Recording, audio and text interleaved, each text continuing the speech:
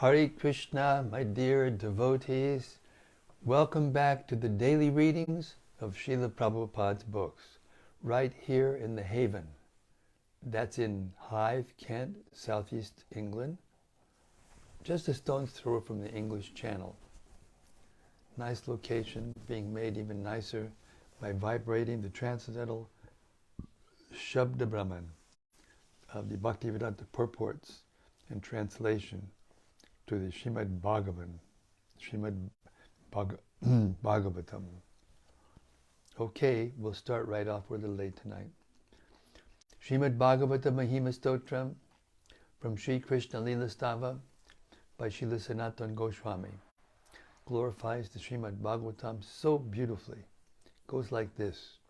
Sarva Shastrabdi Piyusha Sarva Vedaika Satpala Sarva Siddhanta Ratnaja Sarva Lokaika Drik Prada.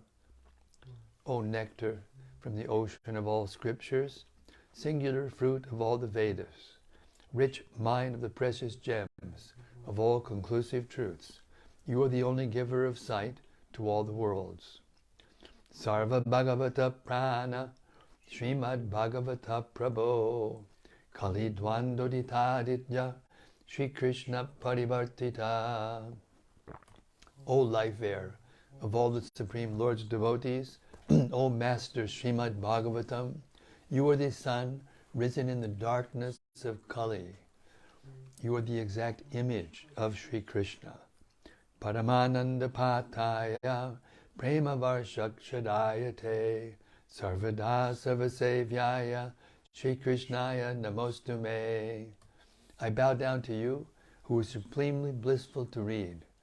Your every syllable pours down a flood of prema. You can always be served by everyone. You are Shri Krishna himself. Madhika Bando Matsangin Madguro Mad Mahadana Manistadaga Mad Bhagya Mad Anandanamostute. My only friend, my constant companion, my spiritual master, my great wealth, my savior, my good fortune, my source of ecstasy, I bow down to you.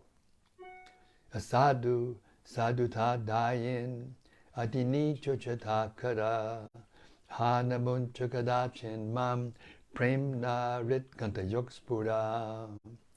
O bestower of saintliness to the unsaintly, O exalter of the most fallen, please, never leave me. Always appear in my heart and my voice with pure love. Om Namo Bhagavate Vasudevaya. Om Namo Bhagavate Vasudevaya. Om Namo Bhagavate Vasudevaya. Okay, we've reached chapter 27 of the third canto of Śrīmad-Bhāgavatam, Understanding Material Nature. Kapila Dev continues to explain the cosmic manifestation.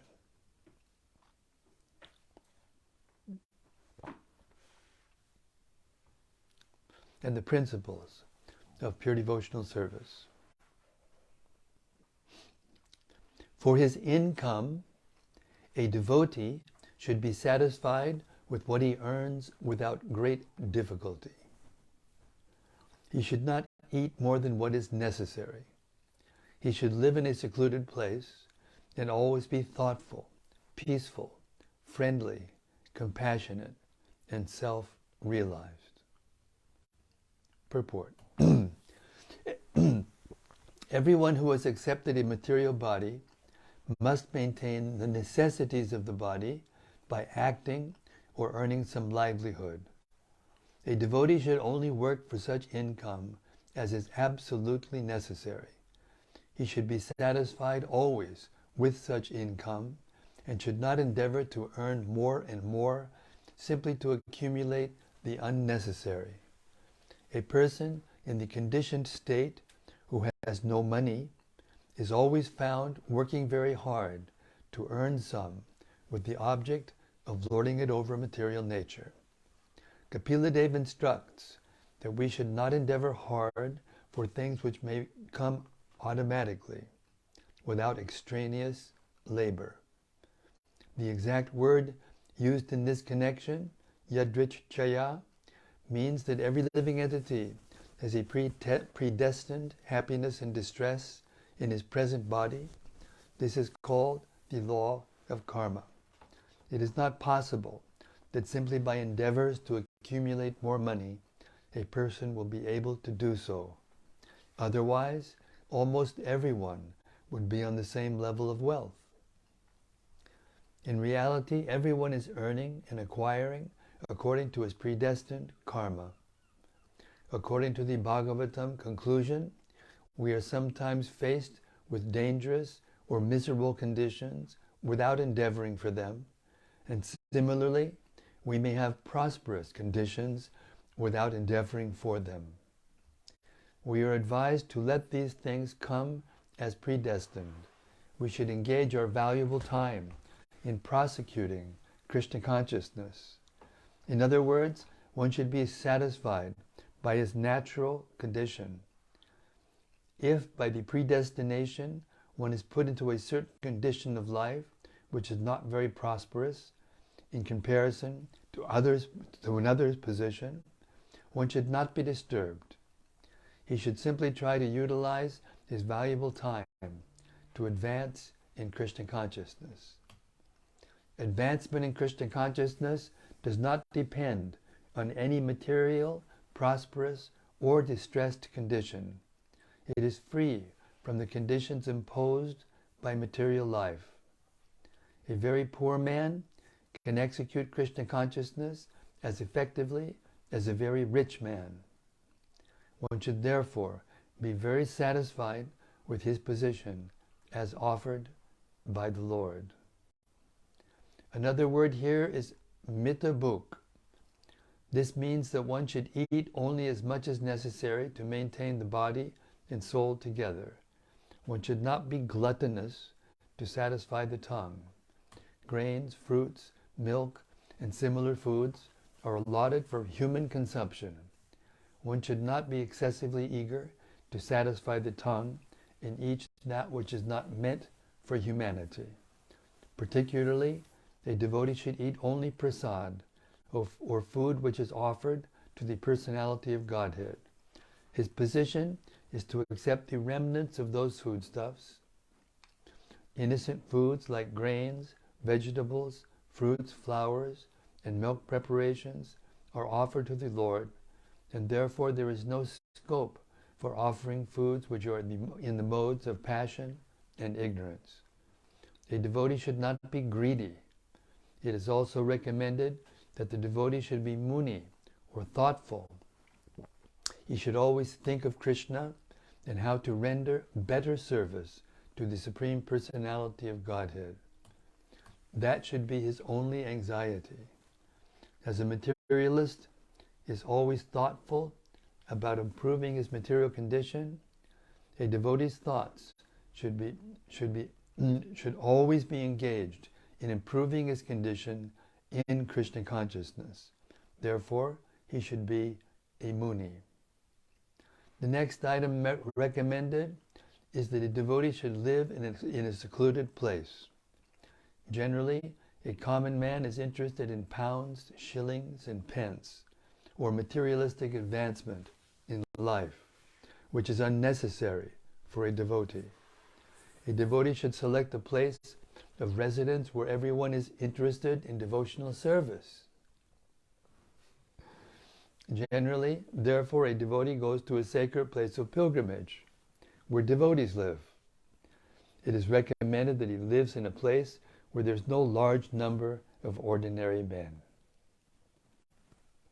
It is very important to live in a secluded place. Vibhikta Sharana. The next item is Shanta, or peacefulness. The devotee should not be agitated. He should be satisfied with his natural income, eat only as much as he needs to keep his health, live in a secluded place, and always remain peaceful. Peace of mind is necessary for prosecuting Krishna consciousness. The next item is Maitra Friendliness.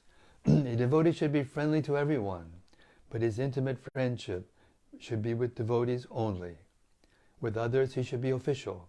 He may say, "Yes, sir, what you say is all right," but he is not intimate with them.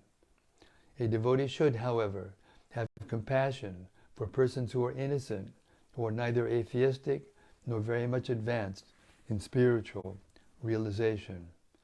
A devotee should be compassionate towards them and instruct them as far as possible in making advancement in Krishna consciousness. A devotee should always remain Atmavan, or situated in his spiritual position. He should not forget that his main concern is to make advancement in spiritual consciousness or Krishna consciousness, and he should not ignorantly identify himself with the body or the mind. Atma means the body or the mind, but here the word Atmavan especially means that one should be self-possessed.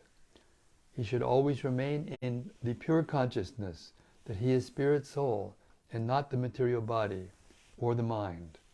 That will make him progress confidently in Krishna consciousness. Srila Prabhupada Ki Jai. What a nice purport. How to be a devotee.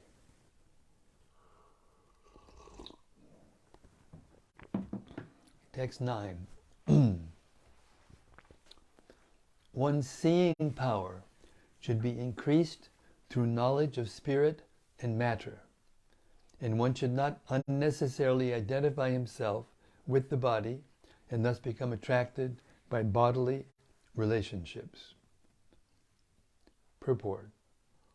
The conditioned souls are eager to identify with the body and consider that the body is myself, and that anything in relationship with the body or possessions of the body is mine. In Sanskrit, this is called aham mamata. Aham mamata. And it is the root cause of all conditional life. A person should see things as the combination of matter and spirit. He should distinguish between the nature of matter and the nature of spirit, and his real identification should be with spirit, not with matter. By this knowledge, one should avoid the false bodily concept of life. Text 10. One should be situated in the transcendental position, beyond the stages of material consciousness, and should be aloof from all other conceptions of life. Thus, realizing freedom from false ego, one should see his own self just as he sees the sun in the sky. Purport. Consciousness acts in 3 stages under the material conception of life. When we are awake, consciousness acts in a particular way. When we are asleep, it acts in a different way. And when we are in deep sleep, consciousness acts in still another way. To become Krishna conscious, one has to become transcendental to these 3 stages of consciousness. Our present consciousness should be freed from all perceptions of life other than consciousness of Krishna, the Supreme Personality of Godhead. This is called Duri Bhutanya Darshana, which means that when one attains perfect Krishna consciousness, he does not see anything but Krishna. In the Chaitanya Charitamrita it is said that the perfect devotee may see many movable and immovable objects, but in everything he sees that the energy of Krishna is acting. As soon as he remembers the energy of Krishna, he immediately remembers Krishna in his personal form. Therefore, in all his observations, he sees Krishna only. In the Brahma Samhita 5.38, it is stated that when one's eyes are smeared with the love of Krishna, Premanjana Churita, he always sees Krishna outside and inside. This is confirmed here. one should be freed from all other vision, and in that way he is freed from the false egoistic identification and sees himself as the eternal servitor of the Lord. Chakshushevarkam. As we can see the sun without a doubt, one who is fully developed in Krishna consciousness sees Krishna and his energy. By this vision, one becomes Atmadrik, or self-realized.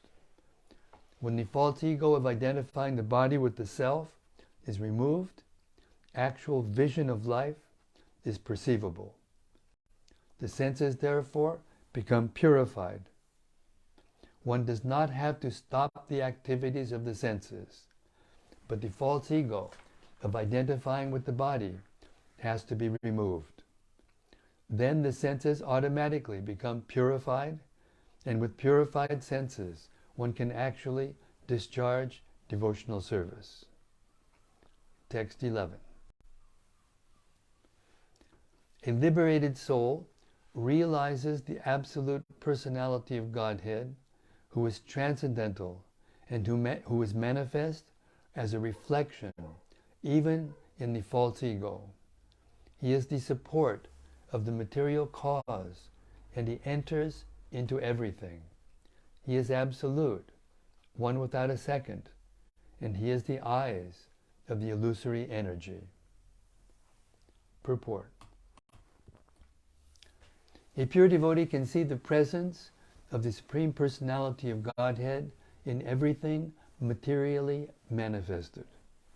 He is present there only as a reflection, but a pure devotee can realize that in the darkness of material illusion, the only light is the Supreme Lord, who is its support. It is confirmed in Bhagavad Gita that the background of the material manifestation is Lord Krishna, and as confirmed in the Brahma Samhita, Krishna is the cause of all causes. In the Brahma Samhita it is stated that the Supreme Lord, by his partial or plenary expansion, is present not only within this universe and each and every universe, but in every atom, although he is one without a second. The word advayam, without a second, which is used in this verse, indicates that although the Supreme Personality of Godhead is represented in everything, including the atoms, he is not divided. His presence in everything is explained in the next verse. Text 12. The presence of the Supreme Lord can be realized just as the sun is realized first as a reflection on water and again as a second reflection on the wall of a room, although the sun itself is situated in the sky. Purport. The example given herewith is perfect. The sun is situated in the sky, far, far away from the surface of the earth, but its reflection can be seen in a pot of water in the corner of a room. The room is dark, and the sun is far away in the sky, but the sun's reflection on the water illuminates the darkness of the room. A pure devotee can realize the presence of the Supreme Personality of Godhead in everything by the reflection of his energy. In the Vishnu Purāṇa, it is stated that the presence of fire is understood by heat and light. So the Supreme Personality of Godhead, although one without a second, is perceived everywhere by the diffusion of his different energies. It is confirmed in the Ishopanishad that the presence of the Lord is perceived everywhere by the liberated soul, just as the sunshine and the reflection can be perceived everywhere, although the sun is situated far away from the surface of the globe. Text 13. The self-realized soul is thus reflected first in the threefold ego, and then in the body, senses, and mind. Purport. The conditioned soul thinks, I am this body. But a liberated soul thinks, I am not this body. I am spirit soul. This I am is called ego, or identification of the self. I am this body, or everything in relationship to the body is mine, is called false ego. But when one is self-realized and thinks that he is an eternal servitor of the Supreme Lord, that identification is real ego. One conception is in the darkness of the threefold qualities of material nature, goodness, passion, and ignorance. And the other is in the pure state of goodness, called Shuddha Sattva, or Vasudeva. When we say that we give up our ego, this means that we give up our false ego. But real ego is always present. When one is reflected through the material contamination of the body and mind in false identification, he is in the conditional state. But when he is reflected in the pure stage, he is called liberated.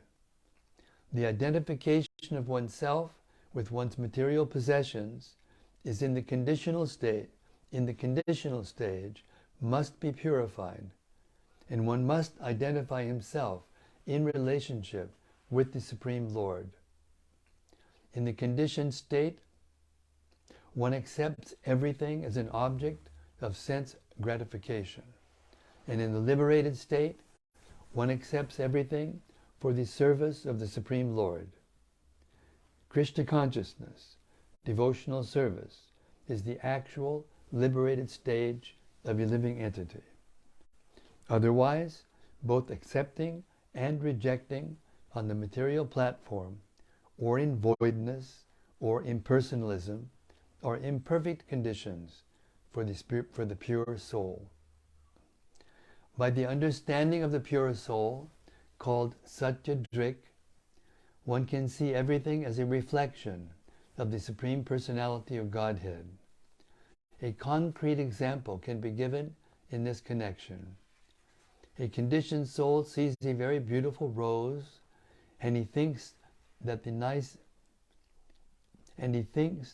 nice aromatic flower should be used for his own sense gratification. This is one kind of vision. A liberated soul, however, sees the same flower as a reflection of the Supreme Lord. He thinks this beautiful flower is made possible by the superior energy of the Supreme Lord. Therefore, it belongs to the Supreme Lord and should be utilized in his service. There are two kinds of vision. The conditioned soul sees the flower for his own enjoyment, and the devotee sees the flower as an object to be used in the service of the Lord. In the same way, one can see the reflection of the Supreme Lord in one's own senses, mind, and body, in everything. With that correct vision, one can engage everything in the service of the Lord.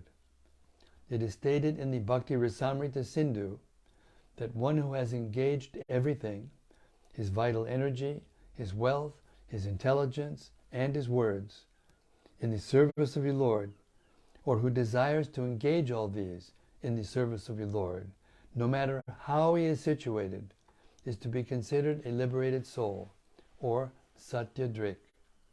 Such a man has understood things as they are. Srila Prabhupada Ki Jai. Text 14.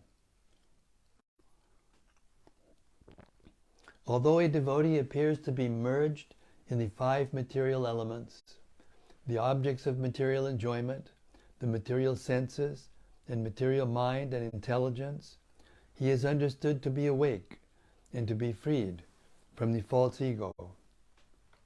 Purport. The explanation by Rupa Goswami in the Bhakti Rasamrita Sindhu of how a person can be liberated even in this body is more elaborately explained in this verse. The living entity who has become Satyadrik, who realizes his position in relationship with the Supreme Personality of Godhead, may remain apparently merged in the 5 elements of matter, the 5 material sense objects, the 10 senses, and the mind and intelligence, but still he is considered to be awake and to be freed from the reaction of false ego. Here the word lina is very significant. The Mayavadi philosophers recommend merging in the impersonal effulgence of Brahman. That is their ultimate goal or destination. That merging is also mentioned here, but in spite of merging, one can keep his individuality. The example given by Jiva Goswami is that a green bird that enters a green tree appears to merge into the color of the greenness, but actually the bird does not lose its individuality. Similarly, a living entity merged either in the material nature or in the spiritual nature does not give up his individuality. Real individuality is to understand oneself to be the eternal servitor of the Supreme Lord. This information is received from the mouth of Lord Chaitanya. He said clearly, upon the inquiry of Sanatana Goswami, that a living entity is the servitor of Krishna eternally. Krishna also confirms in Bhagavad Gita that the living entity is eternally his part and parcel. The part and parcel is meant to serve the whole. This is individuality.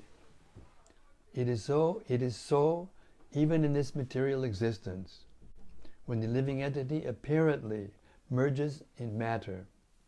His gross body is made up of 5 elements. His subtle body is made of mind, intelligence, false ego, and contaminated consciousness. And he has 5 active senses and 5 knowledge-acquiring senses. In this way, he merges in matter.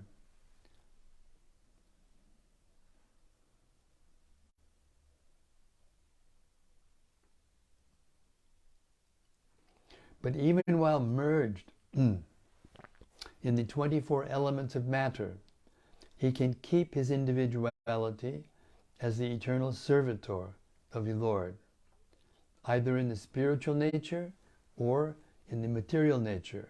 Such a servitor is to be considered a liberated soul. That is the explanation of the authorities and is confirmed in this verse.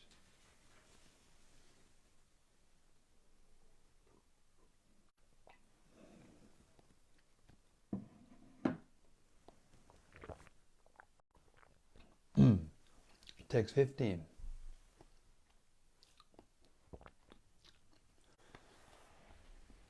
The living entity can vividly feel his existence as the seer, but because of the disappearance of the ego during the state of deep sleep, he falsely takes himself to be lost, like a man who has lost his fortune and feels distressed, thinking himself to be lost. Purport. Only in ignorance does a living entity think that he is lost. If by attainment of knowledge he comes to the real position of his eternal existence, he knows that he is not lost.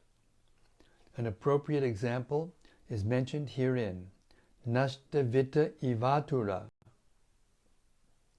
A person who has lost a great sum of money may think that it is lost, but actually he is not lost. I'll read that again. A person who has lost a great sum of money may think that he is lost, but actually he is not lost, only his money is lost. But due to his absorption in the money, or identification with the money, he thinks that he is lost. Similarly, when we falsely identify with matter as our field of activities, we think that we are lost, although actually we are not. As soon as a person is awakened to the pure knowledge of understanding that he is an eternal servitor of the Lord, his own real position is revived. A living entity can never be lost. When one forgets his identity in deep sleep, he becomes absorbed in dreams, and he may think himself a different person, or may think himself lost, but actually his identity is intact. This concept of being lost is due to false ego, and it continues as long as one is not awakened to the sense of his existence as an eternal servitor of the Lord. The Mayavadi philosopher's concept of becoming one with the Supreme Lord is another symptom of being lost in false ego. One may falsely claim that he is the Supreme Lord, but actually he is not. This is the last snare of Maya's influence upon the living entity. To think oneself equal with the Supreme Lord, or to think oneself to be the Supreme Lord himself, is also due to false ego. Text 16.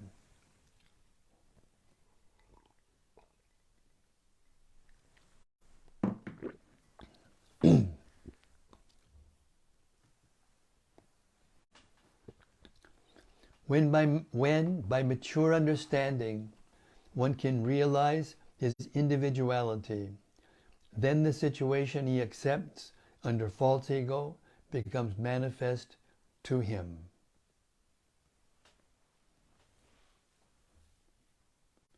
Purport. The Mayavadi philosopher's position is that at the ultimate issue, the individual is lost. Everything becomes one, and there is no distinction between the knower, the knowable, and knowledge. But by minute analysis, we can see that this is not correct. Individuality is never lost, even when one thinks that the three different principles, namely the knower, the knowable, and knowledge, are amalgamated or merged into one. The very concept that the three merge into one is another form of knowledge, and since the perceiver of the knowledge still exists, how can one say that the knower, knowledge, and knowable have become one? The individual soul who is perceiving this knowledge still remains an individual, both in material existence and in spiritual existence. The individuality continues. The only difference is in the quality of the identity.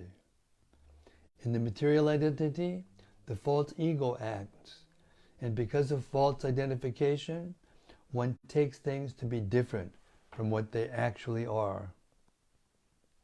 That is the basic principle of conditional life. Similarly, when the false ego is purified, one takes everything in the right perspective. That is the state of liberation. It is stated in the Ishopanishad that everything belongs to the Lord. Ishavashyamidang sarvam. Everything exists on the energy of the Supreme Lord. This is also confirmed in Bhagavad Gita. Because everything is produced of His energy and exists on His energy, the energy is not different from Him, but still the Lord declares, I am not there.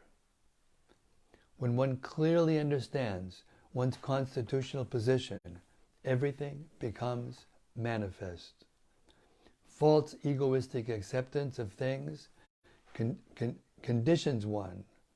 And let me read that again.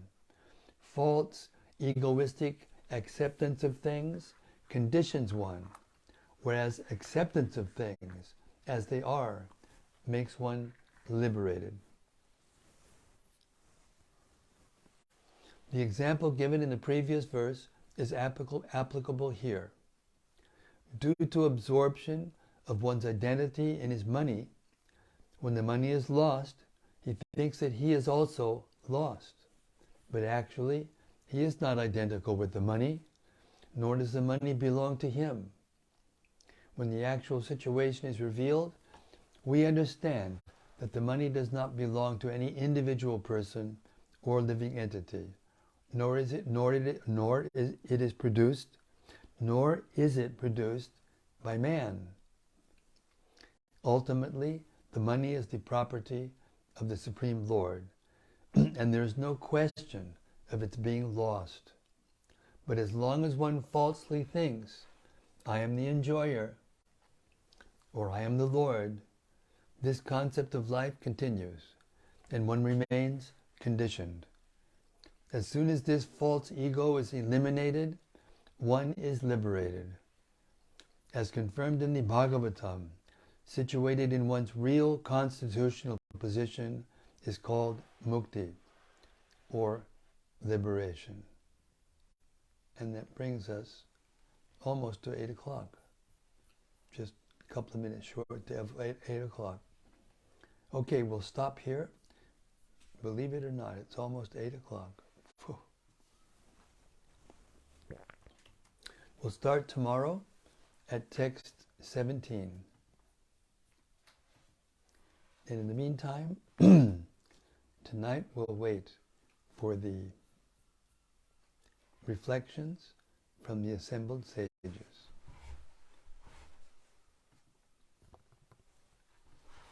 Hare Krishna.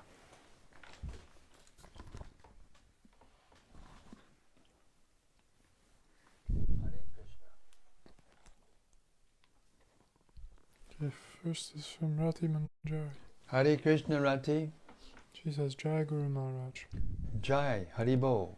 The wisdom chamber opens once again by the mercy of the Vaishnavas. Hare Krishna.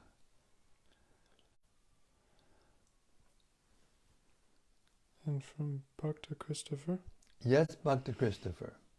Hare Krishna Guru Maharaj, please accept my humble obeisances, O glories to Srila Prabhupada. Hare Krishna. Hare Krishna.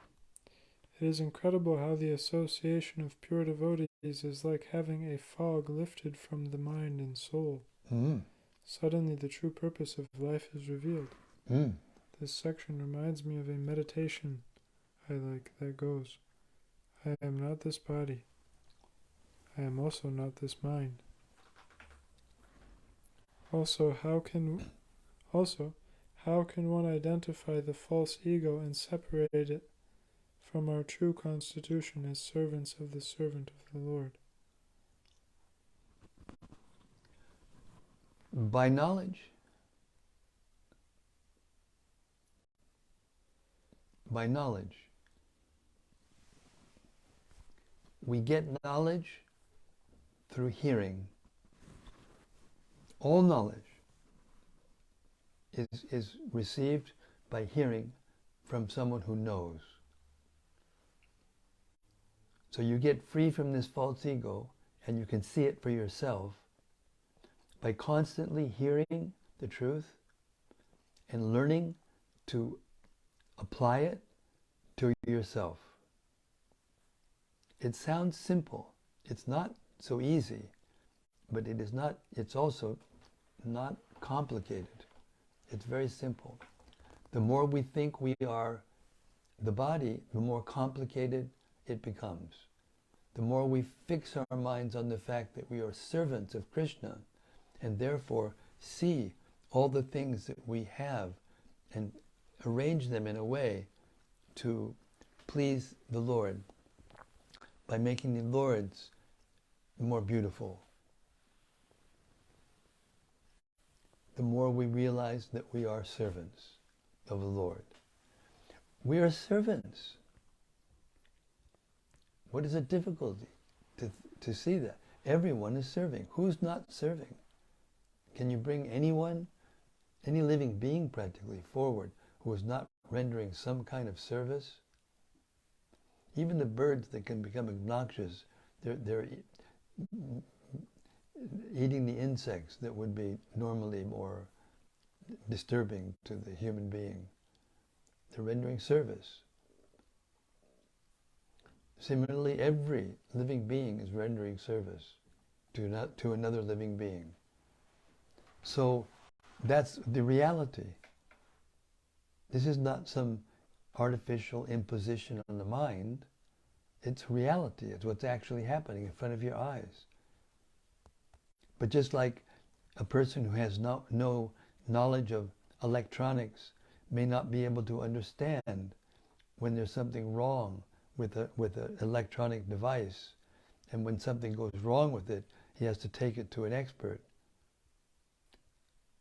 who is the expert, who has gone deep into the mechanics of the electronic, device, and can easily fix it.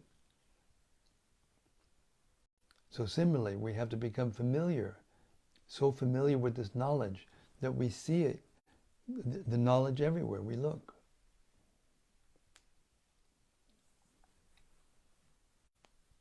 We're learning now about the purpose of the creation of the universe.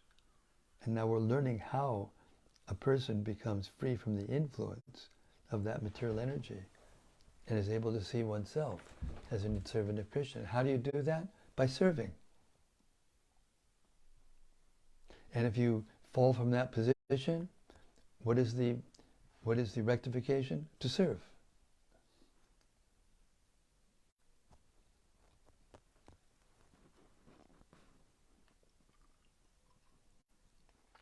I'm editing a book that Vaisheshika Prabhu is writing.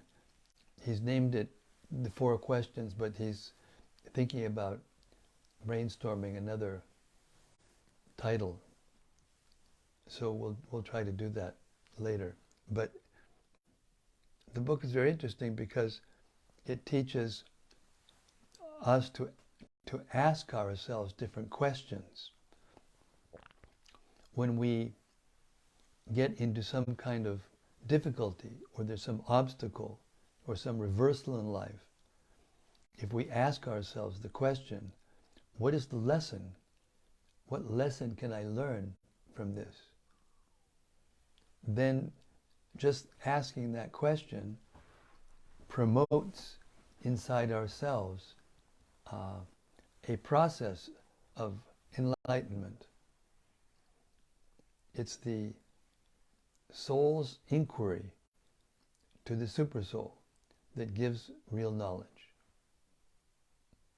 We have to learn how to ask the questions and learn how to receive the answers. And how do you learn that? In the Bhagavad Gita as it is. You learn the questions to ask, and you learn how to receive the answers in the way that Arjuna received the answers. Sarvam etadmitam yamanye. I accept whatever you say is true. So the answer of how to get free from false ego is to submit to the knowledge. Not blindly, but through reason and logic and philosophy and art. Hare Krishna. Sudevi Dasi says Hare Krishna. Hare Krishna, Sudevi Dasi. To you too, Hare Krishna. From Subbarao. Yes, Subbarao. Hare Krishna Maharaj, please accept my humble obeisances and all glories to Srila Prabhupada. Jai Ho to your daily readings. Hare Krishna, thank you very much. Everybody needs encouragement.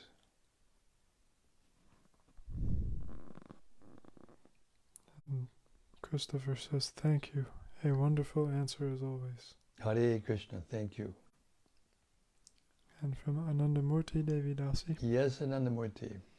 Dear Guru Maharaj and all assembled devotees, please accept my respectful obeisances. All glories to Srila Prabhupada. Thank you so much for today's reading of Śrīmad-Bhāgavatam. Srila Prabhupada's purport is so clear and easy to understand that we are the Srila Prabhupada's purport is so clear and makes it easy to understand the essential point, that is, we are the eternal servitor of the Lord. Today, throughout all verses and purports, I found that all the money and income belongs to the Supreme Lord, and nothing is mine. So I always should act as a servitor of the Lord. Yesterday, 3 Bhagavad Gita distributed after duty. Hare Krishna. Hare Krishna. Thank you very much. Wonderful realization. Thank you.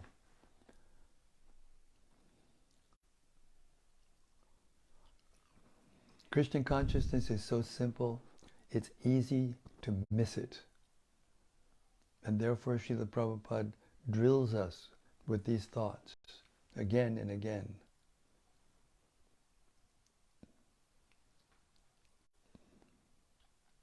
By his causeless mercy. Hare Krishna. Gauranga Gopal. Yes, Gauranga Gopal. Hare Krishna Maharaj, thank you for reading tonight. Hari Bol. Thank you for reading every day, actually, and helping us become steady and regularly hearing about Krishna. I love the daily glorification from Rati Manjari Mataji in the first few comments as well. There is no end in glorifying the Bhagavatam and its students. Yes. Absolutely.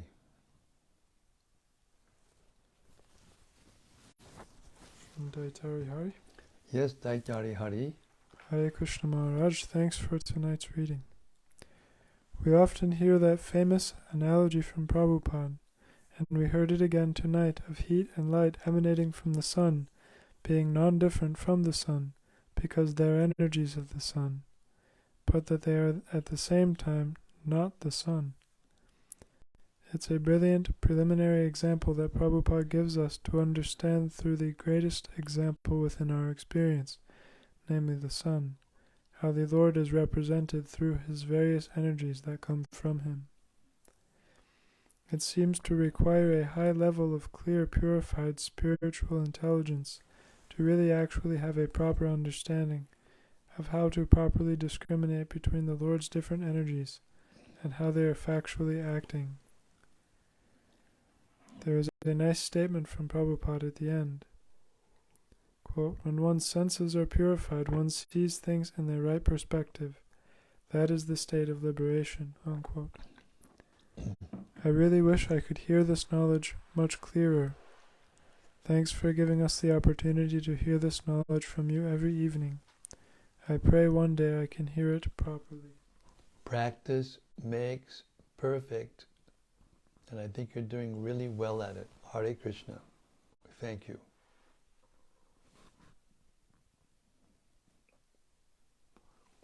Thank you very much for your nice realizations tonight. And tomorrow I have a meeting, very important meeting, the ERP meeting, and some other,